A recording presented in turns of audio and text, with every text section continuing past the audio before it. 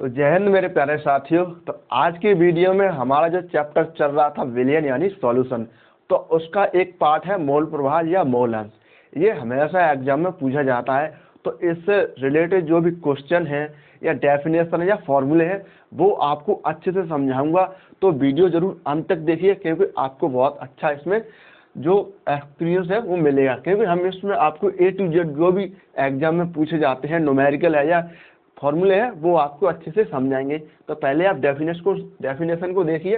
Definition हमारी क्या है? किसी विलयन में उपस्थित किसी घटक का मोल प्रभाव उस घटक के मोलों की संख्या यानी कुल मोलों की संख्या के अनुपात को हम मोल प्रभाव कहते हैं। तो कैसे कहते हैं आप फिगर से समझ लीजिए, क्योंकि आपको परिभाषा भी समझ में नहीं आई होगी। तो हम आपको इस चित्र से समझाते हैं। तो ये हमारा कोई बर्तन है, इसमें पहले क्या होता है? विलायक होता है। ठीक है, तो पहले इसमें पानी भरेंगे। पानी क्या होता है? हमारा विलायक। क्योंकि पानी में कोई भी चीज घोलेंगे तब हमारा विलयन बनेगा। तो हम कोई चीज घोलेंगे जैसे विलेय के तौर पर, तो हमने पहले ये विलेय मान लिया। तो पहले हमारा क्या उपस्थित था? ये विलायक। ये पहले था उपस्थित हमारा विलायक। आपको देख नहीं रहा होगा, यहाँ पे देख लीजिए, ये विलायक है। ठीक है, विलायक जो ज्यादा होता है उसे हम ए लिखते हैं यानी ए पार्ट, जो मिलाते हैं उसे बी लिखते हैं। ठीक, तो हमारा विलयन कब बनता है? विलयन विलेय और विलायक को मिलकर बनता है। विलेय प्लस विलायक, तो हमारा विलयन हो जाए। विलेय क्या होता है? बी, यानी विलायक क्या होता है? ए। इन दोनों को जब हम मिलाते हैं तो हमारा विलयन बनता है। तो पहले इस जो यहाँ पे लिखा है बी यानी विलेय का मोल प्रभाव कैसे निकालते हैं वो यहाँ पे देखिए। इसमें विलेय का मोल प्रभाव हम निकालेंगे तो पहले विलेय के मोलों की संख्या, तो और विलेय के मोलों की संख्या बटे विलेय यानी विलायक और विलेय, इन दोनों के मोलों की संख्या के अनुपात को हम मोल प्रभाव कहते हैं। तो ये किसका आ गया हमारा? ये विलेय का मोल प्रभाव है।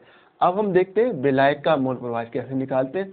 तो हम ए किससे डिनोट करते हैं? ये है विलायक है यानी एक्स ए। तो ये है विलायक का मोल प्रभाव। तो ऊपर लिखेंगे विलायक के मोलों की संख्या बटे विलायक प्लस विलेय के मोलों की संख्या, इन दोनों के अनुपात को हम कहते हैं ये विलायक का मोल प्रभाव। क्योंकि एक्स ए हमारा क्या है? ए है हमारा विलायक। तो ये हो जाएगा विलायक का मोल प्रभाव, ये हो जाएगा विलेय का मोल प्रभाव। अब देखिए यहाँ पे क्या करेंगे, जैसे एक्स बी और एक्स ए दोनों को जब मिलाएंगे तो इसका मान हमेशा एक आएगा।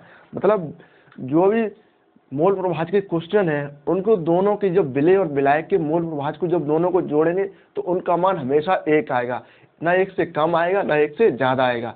तो जब हमारा एक आ जाएगा तो हमारा दोनों क्वेश्चन ये हमारा जैसे सही हो जाएगा। अभी क्वेश्चन कराऊंगा तब आप अच्छे से समझ लीजिए। तो पहले आप इसका स्क्रीनशॉट लेना चाहें तो ले लेंगे। हम अब क्वेश्चन की तरफ चलते हैं। तो चलिए अब क्वेश्चन को सॉल्व कर लेते हैं। तो पहला क्वेश्चन क्या है हमारा?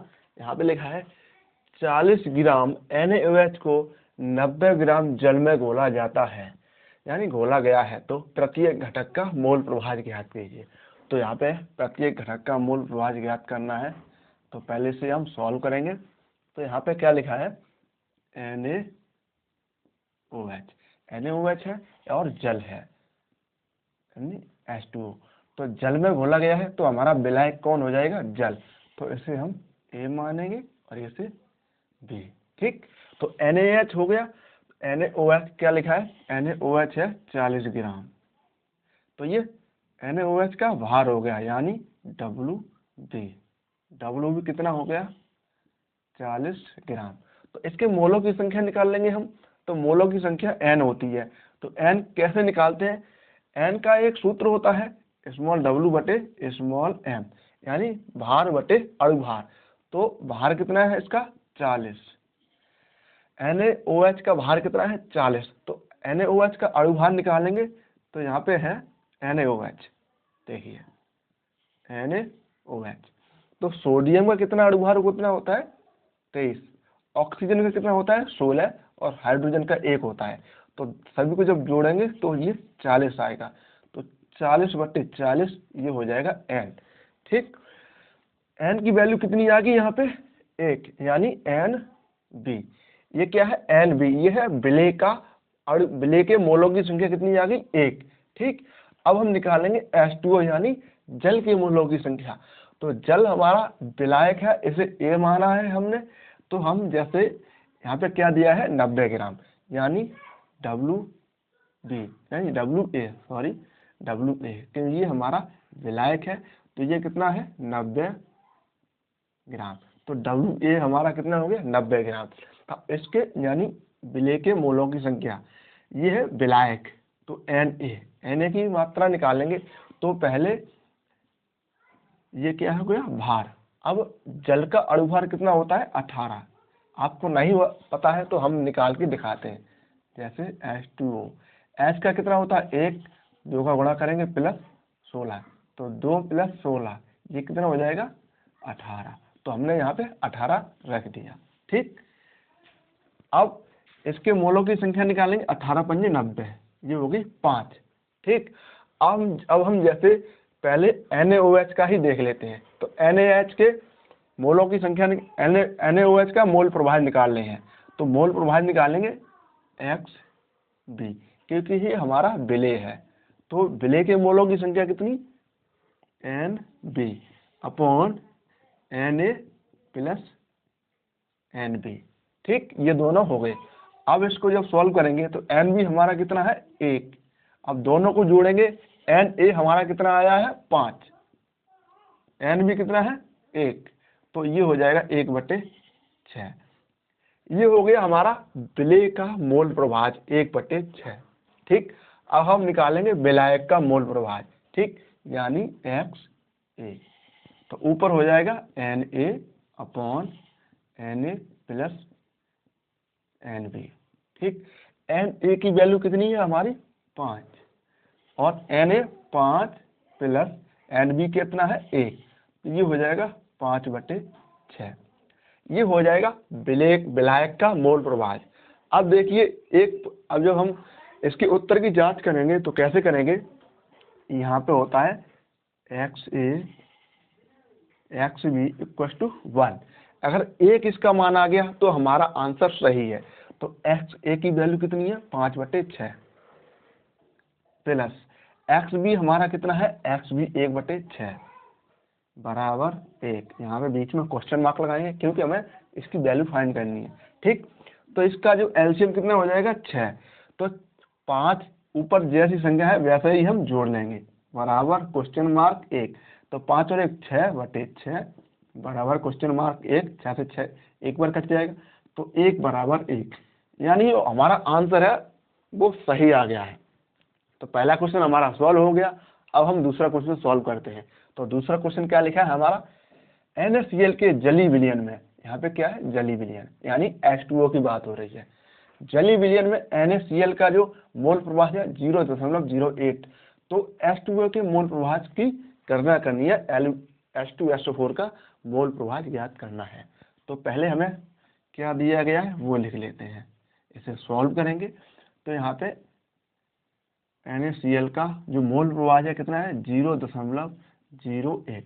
तो हमें क्या निकालना है H2O का मोल प्रभाज। H2O बराबर क्वेश्चन मार्क, यानी ये क्या है हमारा विलेय है, यानी क्या दिया गया है हमें XB कितना है 0.08, यानी H2O ये विलयन है जलीय विलयन, तो ये हमारा विलायक हो जाएगा। किसकी मात्रा हमें ज्ञात करनी है XA की। तो एक फॉर्मूला था हमारा XA + XB = 1, ये फॉर्मूला था। ठीक है, हमें इसमें वैल्यू किसकी हमें दी गई है, यानी XB की वैल्यू दी गई है 0.08। तो XA + 0.08 बराबर 0.08 बराबर 1। तो अब क्या करेंगे हम, जैसे कोई भी संख्या प्लस में हो तो बराबर के दूसरी रो भेजते हैं तो माइनस में हो जाती है। जैसे XA बराबर 1, यहाँ पे 1 - 0.08, इसको हमें माइनस करना है। तो कैसे करेंगे, यहाँ पे देखिए 1 दशमलव के बाद 2 अंक है तो हम 2 अंक यहाँ पे लिख लेंगे, तो ये हो जाएगा 0.08। इसको हम माइनस कराएंगे तो यहाँ पे 10 हो जाएगा, 10 में से 8 जाएगा 2, यहाँ पे 9 बचेगा, 9 में से 0 जाएगा 9 ही बचेगा। यहाँ पे दशमलव के नीचे दशमलव, एक यहाँ पे 0 बचा तो यहाँ पे 0 हो गया। ठीक है। तो यानी एक्स ए की वैल्यू कितनी होगी 0.092। ये क्या आ गया, जल का मूल प्रवाह आ गया। ठीक है, ये जल का मूल प्रवाह यानी आंसर आ गया। अब देखिए अगर उत्तर की जांच करनी है तो दोनों को हम जब जोड़ेंगे तो हमें एक मिल जाएगा। जैसे यहाँ पे देखिए X A plus X B equal to, यहाँ पर एक लिखेंगे, बीच में क्वेश्चन मार्क निकालेंगे। एक्स ए की वैल्यू कितनी आई है हमारी 0.92 प्लस, ठीक है, एक्स बी की वैल्यू हमें क्वेश्चन में दी गई थी 0.08 इक्वल टू 1 क्वेश्चन मार्क। इनको हम जोड़ेंगे, 2 और 8 10 की 0 हासिल में 1, ठीक, 9 और 1 10 की 0 हासिल में 1, तो यहाँ पे हो जाएगा 1 बराबर 1। ठीक है, तो हमारा ये क्वेश्चन हमारा सही है। देखिए 2 क्वेश्चन थे, दोनों क्वेश्चन आपको अच्छे से हमने सॉल्व करा दिए। मोल प्रवाह क्या था, उसकी डेफिनेशन, उसके फार्मूले और उससे रिलेटेड जो भी क्वेश्चन थे दोनों हमने आपको बहुत अच्छे से समझा दिया है। उम्मीद है आपको बहुत अच्छे से समझ में आए होंगे। तो मिलते हैं एक और वीडियो के साथ। तो आज की वीडियो में इतना ही रखते हैं।